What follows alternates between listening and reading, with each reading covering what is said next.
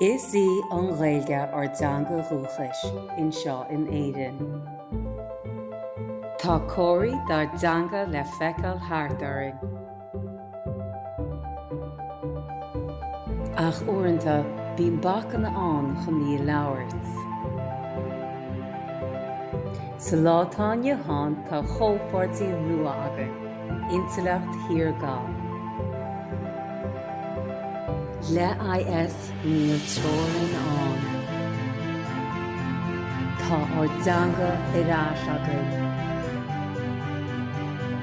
Cuideann IS le cumarsáid trí Ghaeilge agus Inmhailge. Le chéile, lasaimuid bailach chun chinntiú go bhfuil áit ar domhan don Ghaeilge ar Danga.